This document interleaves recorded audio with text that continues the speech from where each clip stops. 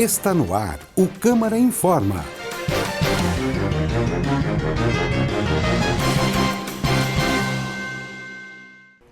Olá, boa noite. Agora são 6h01. Eu sou Mari Juntos. Está no ar o Câmara Informa desta quarta-feira, hoje dia 13 de novembro, dia de sessão ordinária na sede do Poder Legislativo de Balneário Camboriú. Você pode nos acompanhar pela TV Câmara, Rádio Câmara 101,5 FM, portal e ainda pelas redes sociais, Facebook e YouTube no Câmara BC. Vamos aos destaques de hoje. Balneário Camboriú recebe prêmio Município Amigo do Empreendedor. Decoração natalina custará R$1 milhão e deve ser lançada na próxima semana. Dia Mundial do Diabetes, 14 de novembro. Terá ações promovidas pelos Lions Clubes.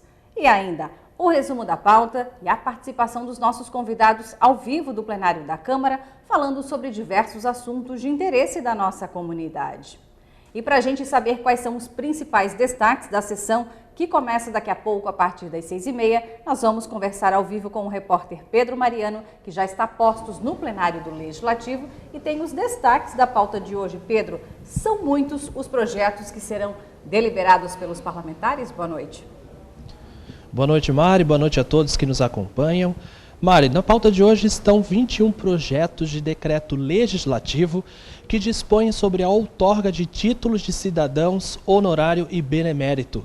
Entre os homenageados estão o ex-ministro do Turismo brasileiro, Vinícius Lumertz, o atual secretário de Segurança Pública de Balneário Camboriú, o Dr. Davi Queiroz, e a Dirce Fistarol, uma das personalidades destaque do trade turístico de Balneário Camboriú.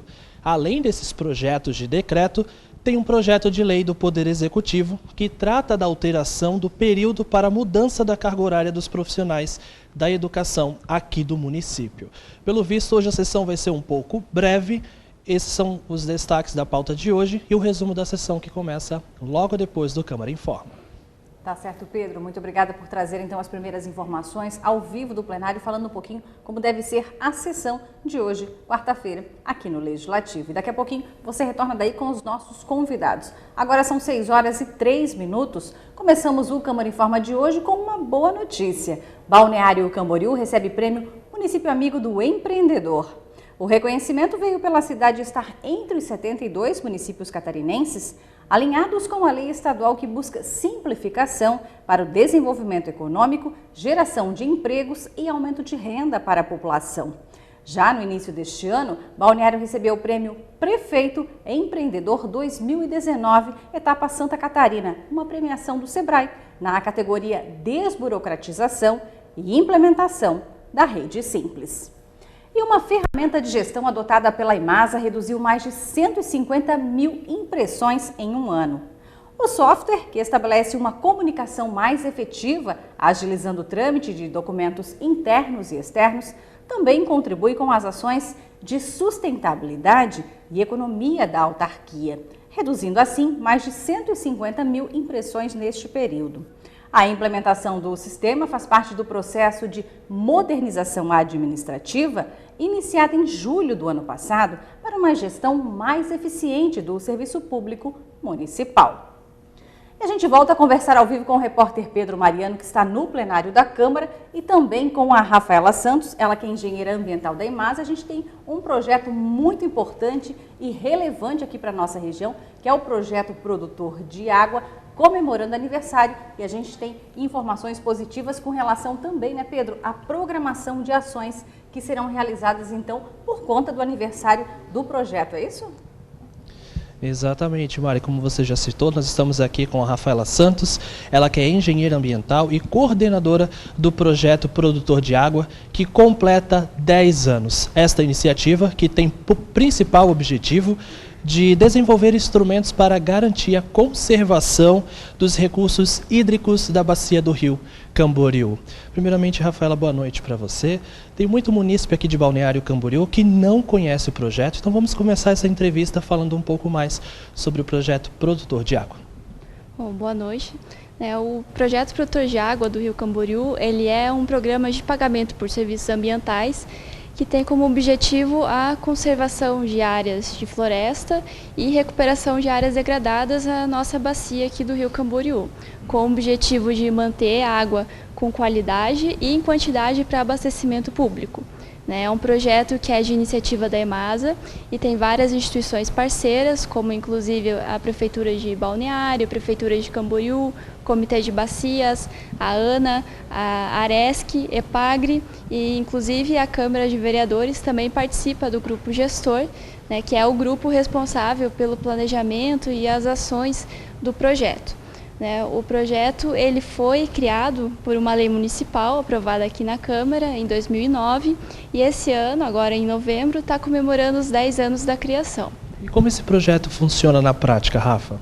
Então, na prática, a EMASA ela publica um edital de chamamento para que os proprietários rurais eles possam se inscrever. Então, é feita uma mobilização para que essa informação chegue até o proprietário rural. A gente auxilia na documentação, ele precisa comprovar que ele é o proprietário da terra, ele faz a inscrição na EMASA e aí a gente vai até a propriedade para fazer o mapeamento. E aí junto com ele a gente define quais são as áreas que vão entrar, sejam áreas de conservação ou áreas de restauração, e com base na área que ele insere, ele vai receber um incentivo financeiro para que ele continue cuidando e zelando pela área.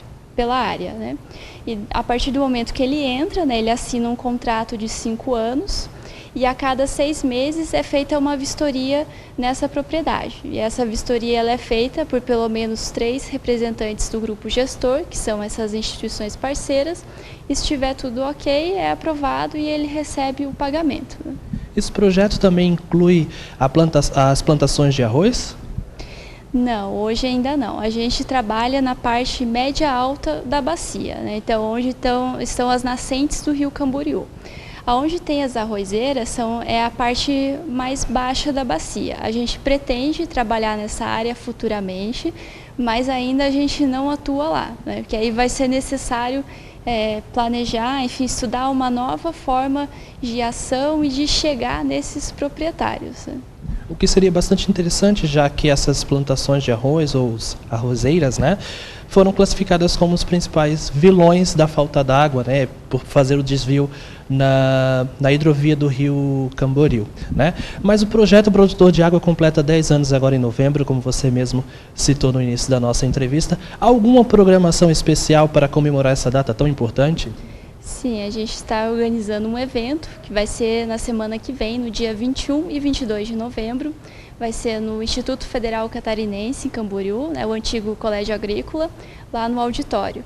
Então, no dia 21, vai ser a partir das 13h30 até as 19 horas, com várias palestras. Vem o pessoal da Agência Nacional de Águas, da Secretaria de Desenvolvimento Econômico Sustentável de Santa Catarina, vem o pessoal do projeto de São Bento do Sul, o pessoal do projeto de Vera Cruz, também apresentar os projetos e compartilhar essa experiência.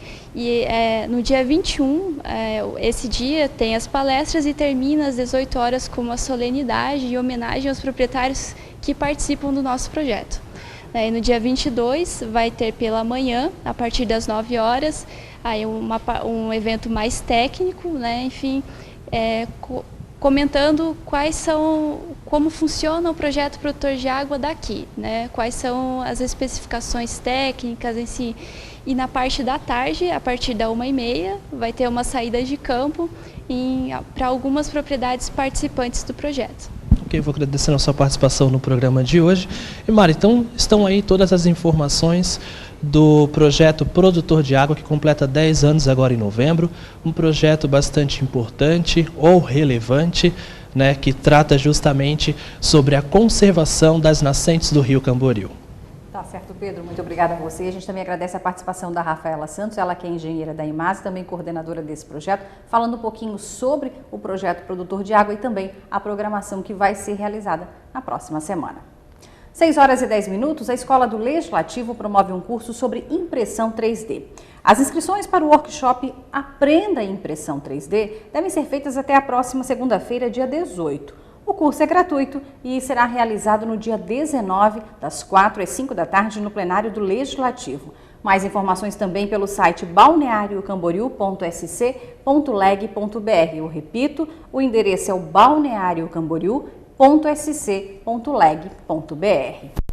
E a cidade de Balneário Camboriú já se prepara para a chegada do primeiro navio de passageiros, previsto para o próximo dia 22 de novembro. Na semana passada, a Secretaria de Turismo e Desenvolvimento Econômico se reuniu com algumas entidades e secretarias municipais para planejar a recepção aos turistas.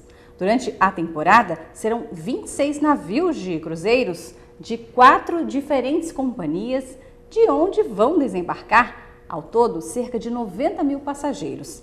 A temporada de transatlânticos encerra no dia 18 de março do ano que vem. E a gente sabe que ela acaba movimentando não só a economia aqui do município, mas também na nossa região. A gente volta a conversar ao vivo com o repórter Pedro Mariano, que está no plenário da Câmara, porque agora a gente vai falar de Novembro Azul, que é um mês dedicado aí à prevenção ao câncer de próstata. E a gente tem um convidado especial que vai nos falar um pouquinho sobre as ações que devem ser realizadas, né, Pedro?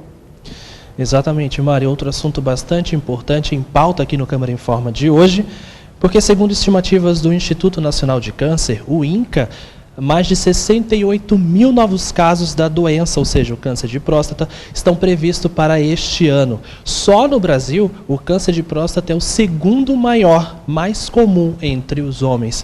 E para falar mais sobre este assunto, aqui ao meu lado, o Antônio Marcos de Souza, ele que é presidente da Rede Masculina de Prevenção e Combate ao Câncer de Próstata.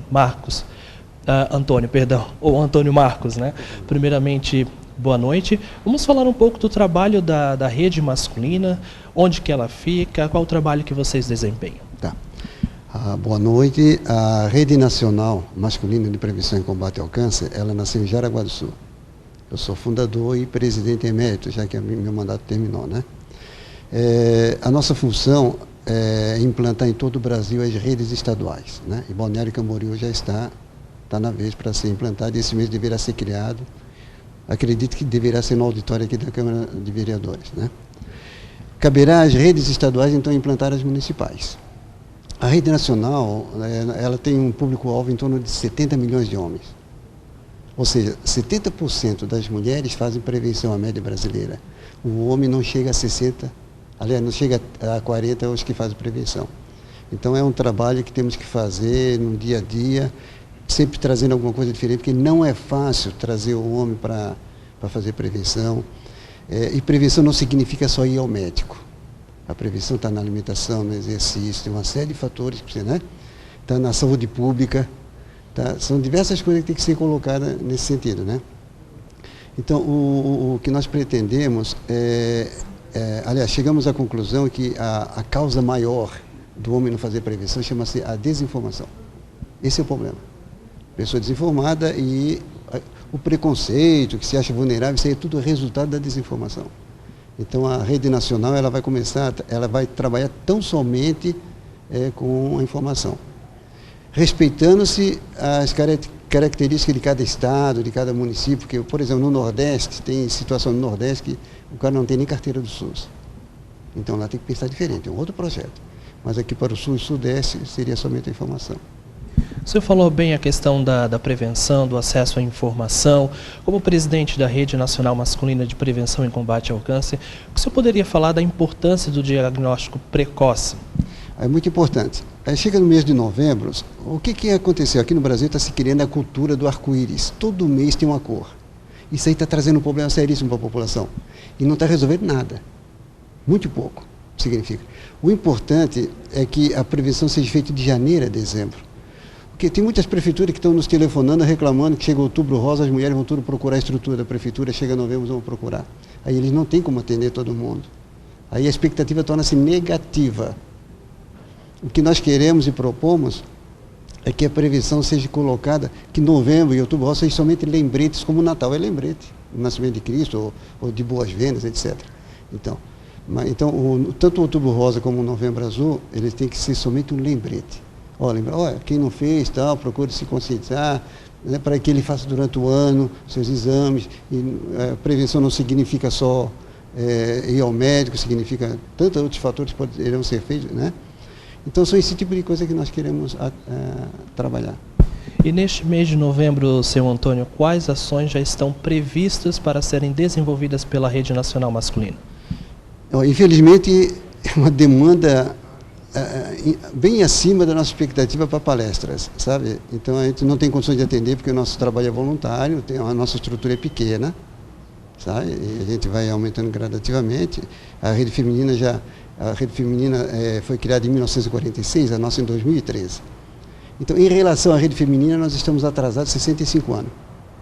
E esses 65 anos nós queremos, em 20 anos, recuperar isso aí.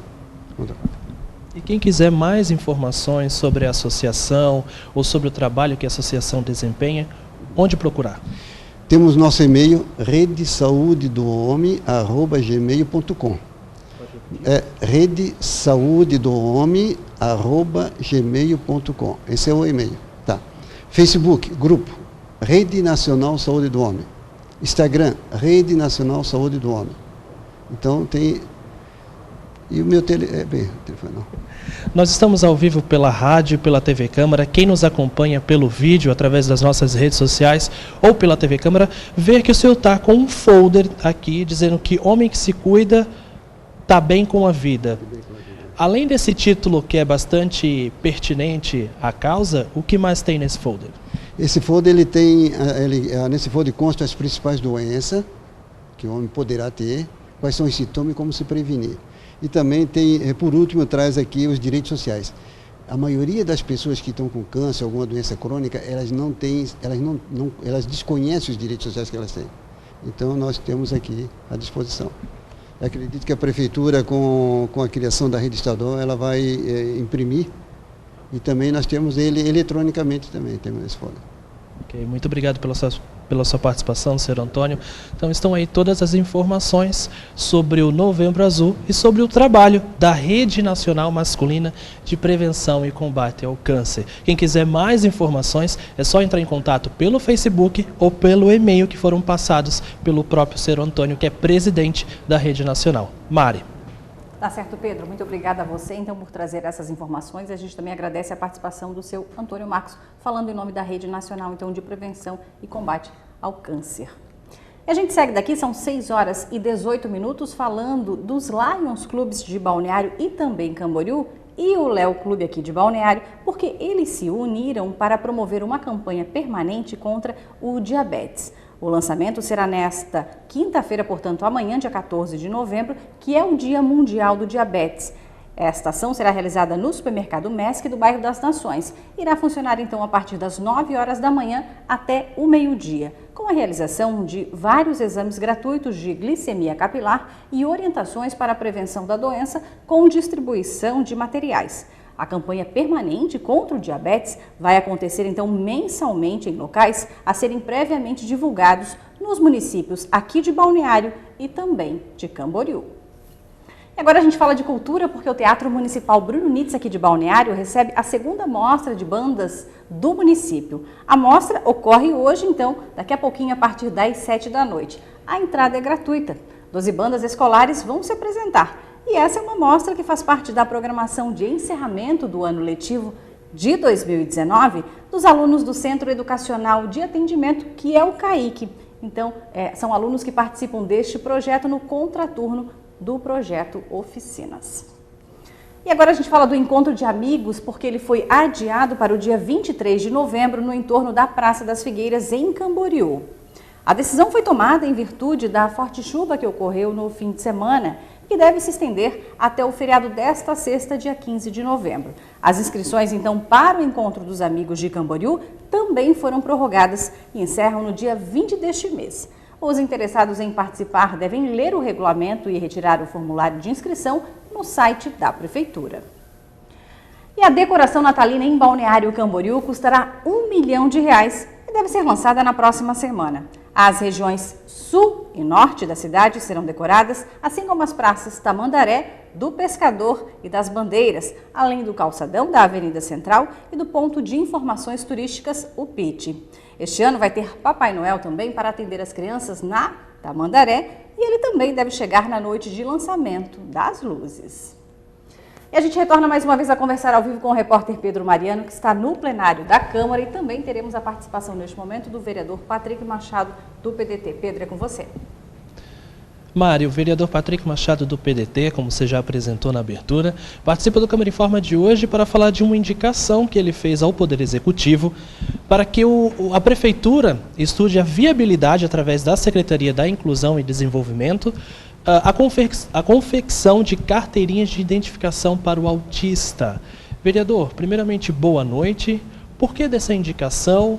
Qual o objetivo e que tipo de benefício ela pode trazer aos autistas ou aos responsáveis pelos autistas? Boa noite, Pedro. Boa noite, Mari, a todos os telespectadores que estão nos assistindo.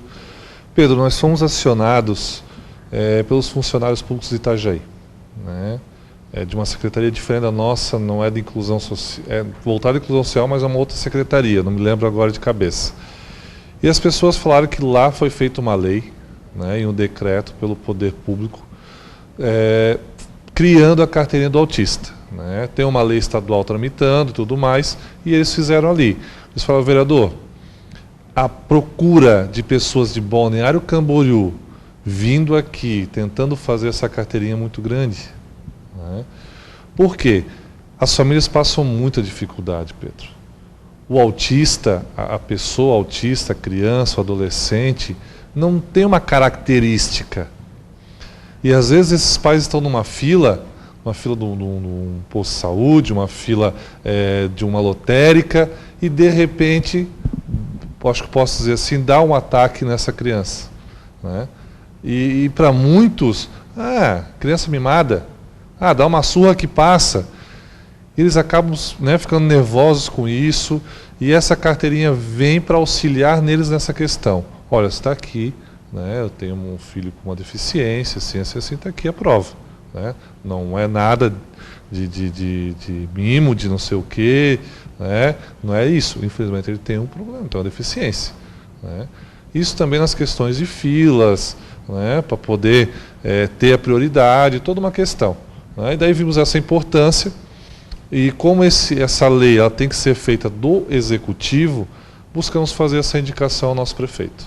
O senhor citou bem o município de Itajaí, porque recentemente, alguns meses atrás, uma mãe que estava numa fila de um supermercado, justamente passou por um momento ali onde a criança não entendia o processo de espera e começou a se debater na fila, e muitas pessoas do supermercado começaram a, justamente como você falou, a julgar aquela mãe que não educa, que parece ser uma criança mal educada, e justamente ela foi através da prefeitura e conseguiu essa carteirinha de identificação.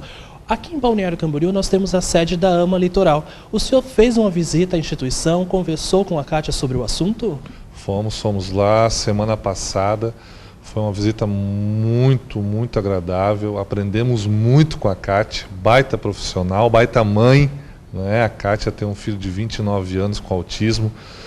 E hoje a AMA Litoral atende 59 crianças e adolescentes autistas, né?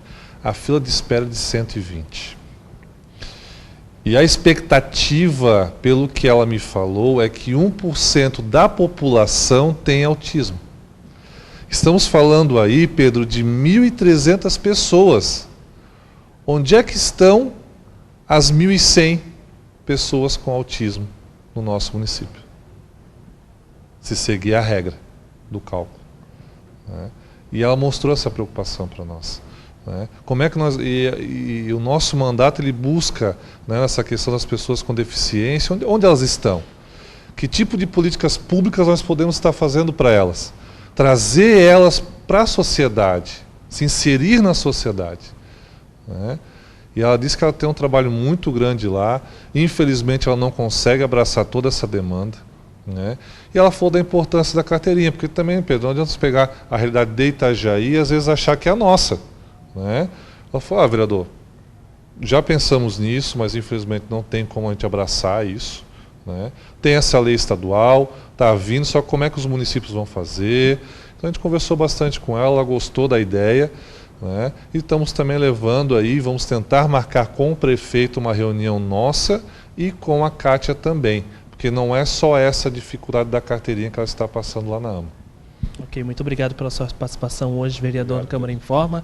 E Mari, nós vemos aí o vereador envolvido sobre o desenvolvimento de políticas públicas para o autista, e o IBGE divulgou recentemente que no próximo censo de pesquisa o autista fará parte do censo. Volto contigo. Tá certo, Pedro. Muito obrigada por trazer essas informações. A gente também agradece a participação do vereador Patrick, falando então sobre essa importante indicação que ele sugere ao Poder Executivo aqui de Balneário Camboriú. Agora são 6h26, voltamos a falar de cultura porque a cidade de Itajaí cedia um festival de blues.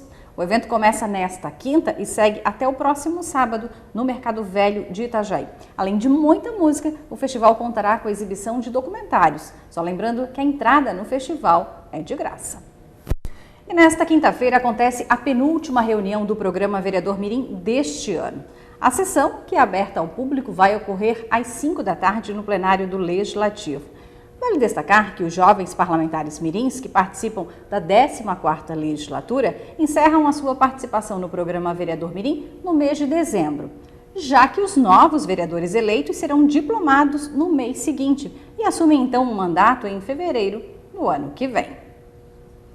E o 5º Festival Nacional de Surf para Autistas, voltamos a falar desta causa, reuniu 200 crianças na Praia Central. O evento realizado no último fim de semana contou também com uma novidade. Mais de 20 adolescentes e jovens com síndrome de Down participaram como voluntários. A ação é organizada pela Fundação Municipal de Esportes, Surf Escola BC e Ama Litoral. O 5º Festival Nacional de Surf para Autistas faz parte aí de um projeto faz parte do projeto Ama Surf, que tem como objetivo proporcionar a prática da atividade esportiva para pessoas que possuem transtorno do espectro autista. Falamos tanto, sobre este assunto agora há pouco, então importantíssimo esse festival que reuniu aí cerca de 200 crianças no último fim de semana. E a gente lembra que o Túlio Ferri, que é o organizador então deste evento, já participou conosco aqui de um dos nossos programas, o BC Comunidade, fizemos uma reportagem especial, mostramos um pouquinho desta ação que reúne aí muitas crianças, e só nesta edição a gente lembra que foram 200 crianças que tiveram momentos diferentes aí no último fim de semana participando deste festival, aprendendo um pouquinho sobre o surf.